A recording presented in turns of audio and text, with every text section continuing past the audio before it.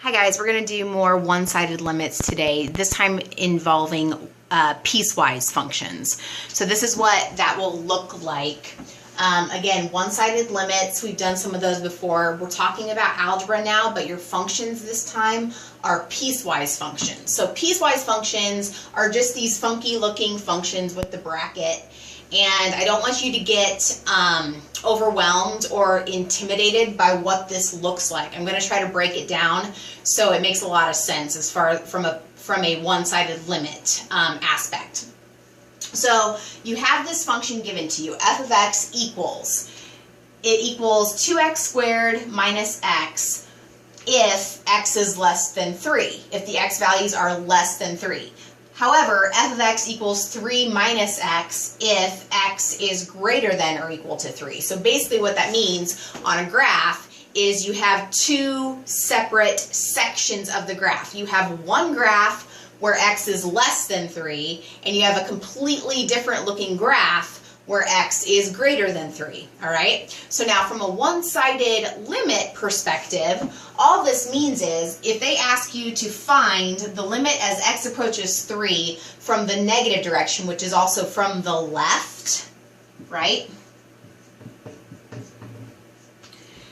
And then also find the limit from the other direction as x approaches 3 from the right, you really just have to look at this piecewise function and know which part to use. Which part to use. So if we are approaching x, or x is approaching 3 from the left, that's the negative direction, that means the x's are a little bit less than 3, if that makes sense. So on a graph, if this is where 3 is, if I'm approaching 3 from the left, that means my x values are like 2.5, 2.9, and so on and so forth.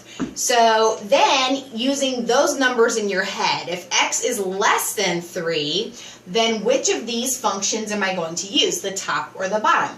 Well, you really just look at this little situation here where it says you're going to use the top if x is less than 3. So to find the limit as x is approaching from the left, you're going to use the top. So then you are literally just going to plug your x value, 3, in for x in the top part of the function. So 2 times 3 squared minus 3. Now, little side note on your algebra, or really your order of operations, don't confuse this. Remember, you always have to do exponents before you multiply or divide. So that's a common mistake I see a lot. In evaluating this, we have to take 3 squared first. So that's going to be 2 times 9 minus 3. 2 times 9 is 18. Actually, I'm going to write it down here. So that's 18 minus 3, which will be 15 as my final answer for the limit as x approaches 3 from the left, or the negative direction. On the flip side, if I do x is approaching 3 from the right, or the positive direction, that means the x values are slightly bigger than 3, slightly more than 3. So lo and behold, that's exactly what this statement says right here. The function equals this, 3 minus x, when the x's are bigger than 3. So we're going to use this. This means the bottom.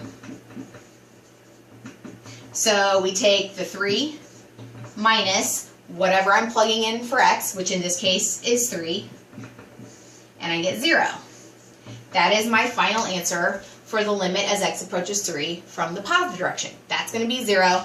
And the first one from the negative direction is going to end up being 15. So it's literally just the one-sided limit just forces you to decide, do I plug into the top or do I plug into the bottom? Depending on what the x value, what direction you're coming from, if that makes sense. So hopefully that helps. Don't let the funny looking piecewise function scare you. You're going to approach it. If you remember this approach, it should be pretty easy. So hopefully that helps. Thanks.